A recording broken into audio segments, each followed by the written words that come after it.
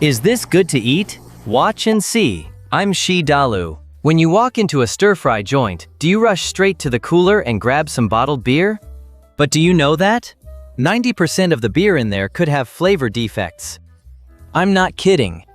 This episode will tell you all the secrets beer makers don't want you to know. Alright. Actually, it's not spoiled. It just has off flavors. What does that mean? I've never known what that smell was. Is it kind of skunky? No. In places like stir-fry joints, beer is more likely to develop thiol-related off flavors. Scientifically, these are often described as cat pee or skunk spray.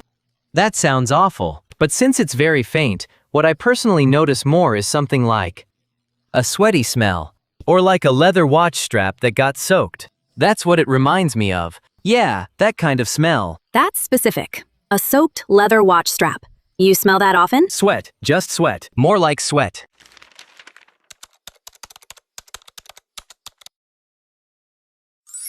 At a stir-fry place, go for brown bottles or cans that block out light.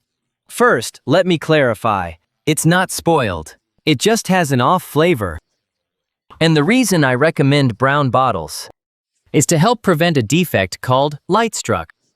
What it means is that humulone in hops breaks down when exposed to UV light and then turns into thiol compounds. Usually, it smells like cat urine or skunk, but it's more like body odor or damp leather. Let me first explain what off flavors are. Usually, it means that during brewing, shipping, or storage, something went wrong, creating off flavors. But what's interesting is that off flavors aren't always something people dislike. Some off flavors can smell like green apple. Sounds good, right? You do get that sometimes, especially in American lagers. But when it gets too strong, that green apple note can mean there may have been a problem during storage. So, ethanol can break down into acetaldehyde, which gives off a green apple smell. Some beers, like Kolsch or English ales, can have a faint sulfur note, and it gives them a charming gunpowder-like note. But in other beers, that sulfury note would be considered an off flavor. Another one I find interesting is indole. In beer, it can sometimes come across as a faint floral note. To me, it's a bit like jasmine, that airy white flower kind of note. Very fresh. Sounds pretty nice. Yeah, sounds nice. But it can also come from E. coli contamination. At high levels, do you know what it smells like? A flower? Poop.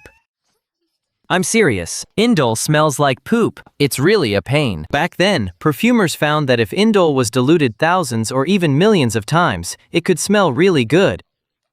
But the indole used in perfume now isn't extracted from poop. So it's kind of like wearing too much perfume. Oh, I don't know. Okay. Then there's also, for example, a very famous off flavor in beer, DMS, or dimethyl sulfide.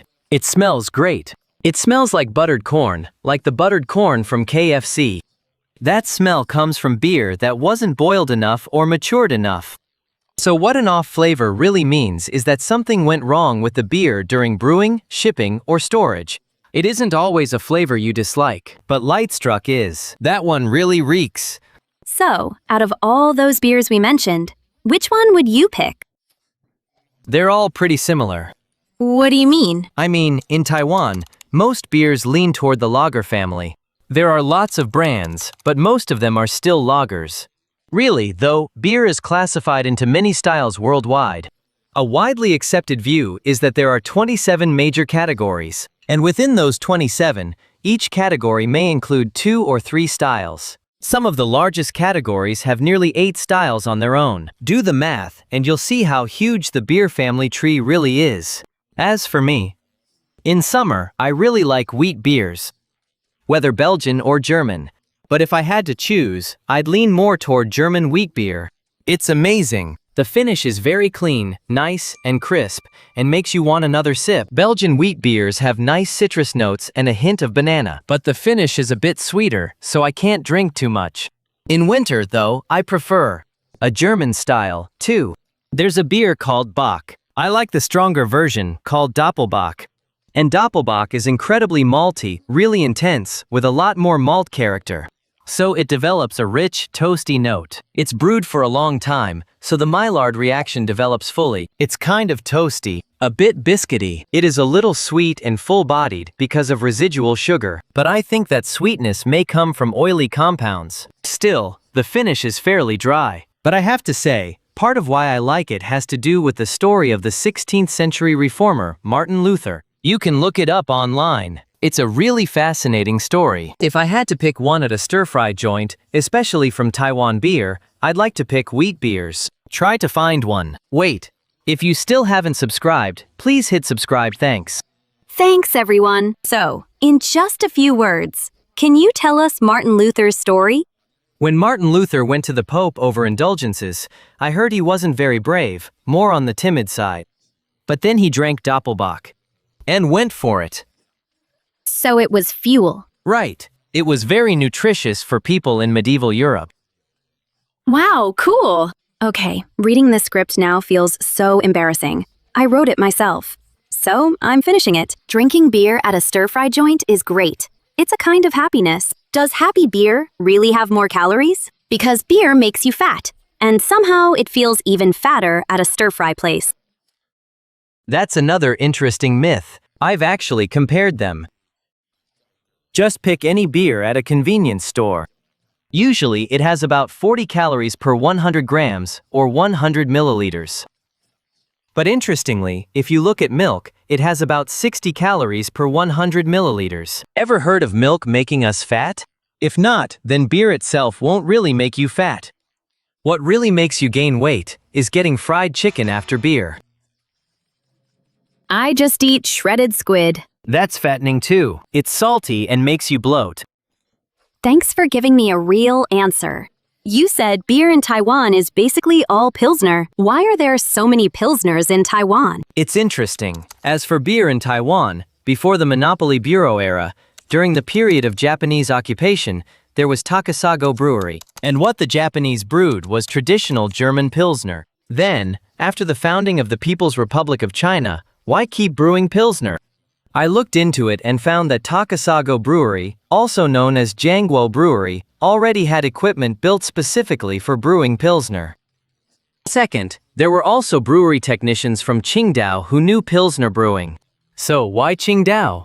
After the Eight-Nation Alliance, Qingdao came under German lease. Germany is where Pilsner began. So German Pilsner plus Japanese Pilsner eventually gave Taiwan Pilsner too. But if you ask, what does Germany have to do with Japan? Why was Japan brewing Pilsner instead of British-style ale? I really looked into that history, and it's interesting. Back in the Meiji era, Japan wanted to surpass Britain and America. So they actually sent missions overseas to study. The most famous was the Iwakura mission. You may not know Iwakura that well, but you must have heard of his deputy, Ito Hirobumi. He was one of the key figures of the Meiji Restoration and a leading force behind Japan's westernization. They set out from Yokohama. At the time, Britain was the world's strongest country. In the Victorian era, 19th century Britain was at its height. The prototype of global trade was already there. Britain imported raw materials from one place and sold them elsewhere after processing. That kind of global trade already existed in Britain at the time. But after they returned, when they were deciding what beer to brew or writing their report, you write a report after going abroad. The report said, let me read it. Emulating Britain's institutions would not benefit our country or suit Japan's national conditions. Thus, we turned to Prussia instead. That's present-day Germany. It's pretty interesting. Later, some scholars looked into it, trying to figure out why there was such a sharp turn. They went to the world's top power but then said, we won't copy number 1. We're going to copy, maybe, number 15. Just as an example. Why did they copy Prussia? Because after they had seen for themselves how Western capitalism had developed and compared that with Japan's own situation, they came away with a very strong sense of the distance between the two. At the same time, they developed a sense of resonance with Prussia. Prussia was bold enough to challenge the great powers. And Prime Minister Bismarck basically believed that once treaties were signed, small countries had to obey, but great powers didn't. They would just invade. And because of that, Japan was like, oh, we're that kind of country too. We should get close to Prussia. So they looked to Prussia for everything and wanted to stay close to it. Beer was part of that too, so they started brewing Pilsner. Anyway, I think that answers the question. Yeah, it kind of sounds like kids forming little cliques. Right. It's interesting.